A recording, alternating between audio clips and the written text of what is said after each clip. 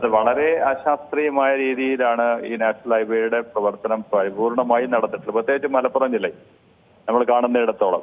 കാരണം പിന്നെന്താണ് മണ്ണ് എടുക്കലും മണ്ണ് ഇടലും ഒക്കെയായി. കാരണം ഇത് നടത്തിയതിന് ഒരു സാറ്റലൈറ്റ് സർവേ മുഖാന്തരമാണ് എന്ന് പറയപ്പെടുന്നു. നമുക്ക് അറിഞ്ഞുകൂടാ ഇതിന്റെ വിവരം.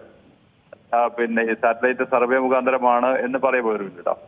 സാറ്റലൈറ്റ് സർവേ മുഖാന്തരമാണ് എന്ന് പറയുന്നു. പക്ഷെ അത് എങ്ങനെ, എന്ത് ശാസ്ത്രീയതയാണ് അതിന് എടുത്തിട്ടുള്ളത് എന്ന് നമുക്ക് യാതൊരു വിവരവുമില്ല. ഇന്നിപ്പോ കുരിയാട് ഈ മണ്ണിടിച്ചിൽ മുഴുവൻ ഉണ്ടായി. ഭാഗ്യത്തിനാണ് ഒരു 4 കാറുകൾ തൽക്കാലം രക്ഷപ്പെട്ടത്. അതിലെ തന്നെ ആളുകള് കാറ് നിർത്തി ഇറങ്ങി പിന്നെന്താണ് മാറി നിന്നതാണ്.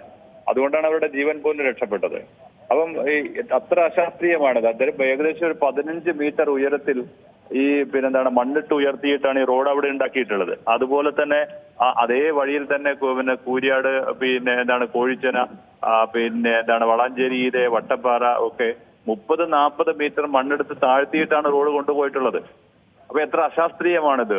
അതുപോലെ തന്നെ ഈ റോഡില് പിന്നെന്താണ് സൈഡ് റോഡ് ഉണ്ടാക്കി അതിൽ ഡ്രൈനേജ് ഉണ്ടാക്കി ഡ്രൈനേജ് കൊണ്ടുപോയി ഏതെങ്കിലും ഒരു തോട്ടിലോ പുഴയിലോ ഒക്കെ പിന്നെന്താണ് കണക്ട് ചെയ്തിട്ടുണ്ടെന്നാണ് പറയുന്നത്. പക്ഷെ എവിടെയും ഇല്ല. വഴിയിൽ നാട്ടുകാരുടെ വീടുകളിലേക്ക് തോട്ടത്തിലേക്കും ഒക്കെ ഡ്രൈനേജ് കൊണ്ടുപോയി ഇട്ടിരിക്കുകയാണ്. തീർത്തും അശാസ്ത്രീയമായ ഒരു പ്രവർത്തനം എന്നുള്ള നിലക്കാണ് ഈ റോഡിന്റെ പണി മുഴുവൻ നടന്നിട്ടുള്ളത്. നമ്മളിത് കഴിഞ്ഞ കാലങ്ങളിലൊക്കെ ജില്ലാ പിന്നെ വികസന സമിതിയിൽ ഇത് പറയുന്നുണ്ടെങ്കിലും ജില്ലയിലെ പിന്നെ എന്താ പറയാ പിന്നെന്താണ് അതുമായി ബന്ധപ്പെട്ട പ്രോജക്ട് ഡയറക്ടർമാരോ അല്ലെങ്കിൽ മറ്റു ഉദ്യോഗസ്ഥരോ ഒന്നും ഇതുമായി ബന്ധപ്പെട്ട് ഇത് തീർക്കാനോ അല്ലെങ്കിൽ അതിന്റെ പ്രശ്നം പരിഹരിക്കാനോ വരുന്നേയില്ല. അതാണ് അതിന്റെ വലിയൊരു പ്രയാസം. ആ ഒരു തരത്തിൽ നാട്ടുകാരെയും പിന്നെന്താണ് ആളുകളെയും ഒക്കെ വളരെ മോശമായ രൂപത്തിൽ പിന്നെ അപകടപ്പെടുത്തുന്ന തരത്തിൽ പ്രയാസങ്ങൾ ഉണ്ടാക്കുന്ന തരത്തിലാണ് ഈ ദേശീയപാത വികസനം നടന്നിട്ടുള്ളത്.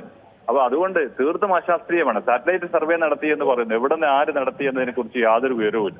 അപ്പൊ ജനങ്ങളെ തീർത്തും പരിപൂർണമായും പരിഗണിക്കാതെ ഉണ്ടാക്കിയ ഒരു വികസനം സ്വാഭാവികമായും വേണം, വികസനത്തിന് ആവശ്യമായ നടപടികൾ. പക്ഷെ അത് ജനങ്ങൾ കൂടി സൗകര്യപ്രദമാണ് എന്നിരിക്കലും ജനങ്ങളെ ദ്രോഹിക്കാതിരിക്കണ്ടേ.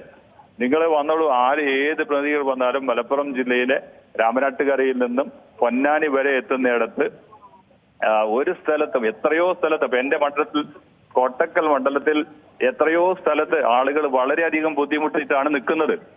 ഒരുപടിയാണ് വീടുകൾ. ഇപ്പം കോട്ടക്കൽ അവിടെ റെയിൽവേ സ്റ്റേഷനുമായി ബന്ധപ്പെട്ട സ്ഥലത്ത് ആ വീട് പിന്നെന്താണ് പരിപൂർണമായി 10 വീടുകളാണ് അവിടെ നശിച്ച് ജനങ്ങൾ ഒഴിപ്പിച്ചത്. ആ സ്ഥലം ഇപ്പൊ ഗവൺമെന്റ് ഏറ്റെടുത്തു. അത് ഈ പിന്നെ NRC ഏറ്റെടുത്തു. അതിന് വളരെ നിരുത്തരവാദപരമായ പ്രവർത്തനമാണ് ഇത് നടന്നിട്ടുള്ളതിന് യാതൊരു സംശയവുമില്ല. പുതിയ വാർത്തകളും വിശേഷങ്ങളും ഇനി വിരൽ തുമ്പിൽ. എല്ലാ ഡിജിറ്റൽ പ്ലാറ്റ്ഫോമുകളിലും ഇപ്പോൾ സീ മലയാളം ന്യൂസ് ലഭ്യം.